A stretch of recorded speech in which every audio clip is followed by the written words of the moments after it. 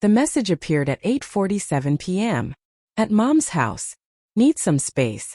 I stared at the screen, my mind unable to process what I was reading. My thumb hovered over the keyboard, but before I could type anything, my eyes drifted upward, past the phone, past the faint reflection in the dining room window, to the woman sitting directly across from me. My wife Emily. She was right there.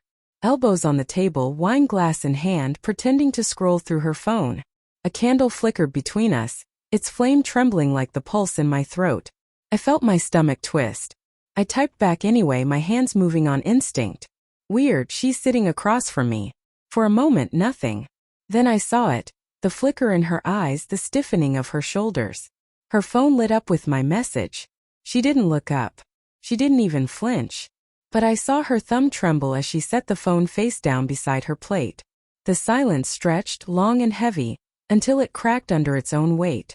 "You okay?" I asked, my voice low, almost gentle. She nodded without meeting my eyes. "Just tired." I forced a smile. "From what, texting your mom?" Her gaze snapped up.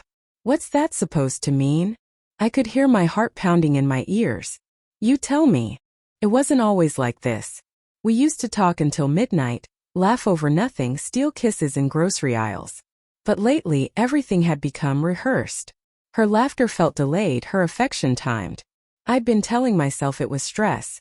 Her new project, my late hours, the usual distance that creeps in when two people start orbiting separate lives under one roof. But that text shattered the illusion. I kept my voice steady, though I felt the air thinning. "Why'd you text me that?" Her brow furrowed. "Text you what?" "At Mom's house. Need some space." I held up my phone. "That." For a second she looked blank, then confusion, then fear, then calculation. I watched it all unfold like weather across her face. She forced a small laugh. "Must have sent it to the wrong person." "To who?" "Rachel." "I meant Rachel. Rachel doesn't live at your mom's house." Her mouth opened, closed, then opened again. "I was just venting, okay? You've been on edge lately." I needed a break from all the tension. The word hung there, sharp and clinical. I leaned back, watching her. Every movement felt exaggerated. The clink of her glass, the flick of her hair, the way she wouldn't meet my eyes. Then something shifted. Her phone buzzed again, vibrating against the wood. She flinched, quick, instinctive. Before she could reach it, I did. A message preview flashed across the screen. "No worries, babe. He'll believe it. Be careful. Red heart." The blood drained from my face. My hands went cold. She froze. I didn't say anything. Didn't need to. The silence said everything. "Give it back," she whispered. "Who's he?" Her lip trembled, but she said nothing. "Who's he, Emily?" I repeated, louder this time, the words splintering through the room. Her eyes filled, but it wasn't remorse, it was fear. Not fear of losing me, but of losing control of the story she'd built. Finally she said it. Quietly. "Ethan." My mind reeled. "Ethan?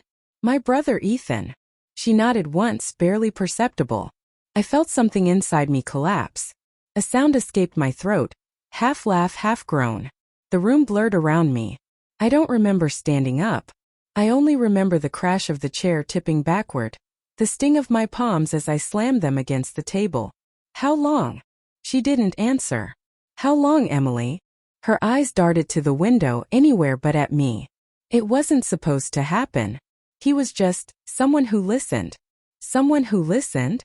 I spat the words. "He's my brother." She broke then. Her shoulders slumped, her tears coming fast. "You don't understand. You've been so distant. You barely look at me anymore." Ethan made me feel like I existed again. Her voice cracked, but it didn't move me. It only deepened the ache, because somewhere in that mess of excuses was a truth I couldn't deny. I had been distant. I had let silence grow between us. But betrayal? With him? I took a step back, feeling the weight of every memory, the holidays, the dinners, the laughter that now felt like mockery. "Was it here?" I asked. "In this house?" She didn't answer, and that silence told me everything I didn't want to know. Later that night, I sat alone on the porch, staring at the faint glow of her taillights as she drove away. The air smelled of rain and cold earth. I could still feel her presence in the house, her perfume clinging to the curtains, her laughter echoing faintly in the walls. My phone buzzed again. Another message. This one from Ethan. I didn't mean for it to go this far. She said you two were done. I laughed. An empty, hollow sound that scraped the back of my throat. We were done now. But what haunted me wasn't her betrayal. It was how easily I believed the distance between us was normal. How I mistook silence for peace. How I failed to see the storm building right inside my own home. A week later, I visited my mother. She greeted me with her usual warmth, unaware of the crater my life had become. On her mantel sat a framed photo from last Christmas. Me, Emily, and Ethan, arms around each other, smiles wide and perfect. I stared at it for a long time. Maybe space was what she needed, my mother said gently. I smiled faintly. Yeah, space, and someone waiting in it. That night, I deleted Emily's contact. Then Ethan's. But I didn't block them. I wanted the messages to keep coming, the apologies, the excuses, the desperate attempts to rewrite what had already burned. Because sometimes the only way to truly let go is to watch the truth unravel until there's nothing left to save. As I set my phone down, a new message came through. Unknown number. I know you saw them. Meet me tomorrow. There's more you don't know. I stared at the words, my pulse quickening again. Maybe the story wasn't over. Maybe betrayal runs deeper than I ever imagined. And maybe, just maybe, Emily wasn't the only one lying.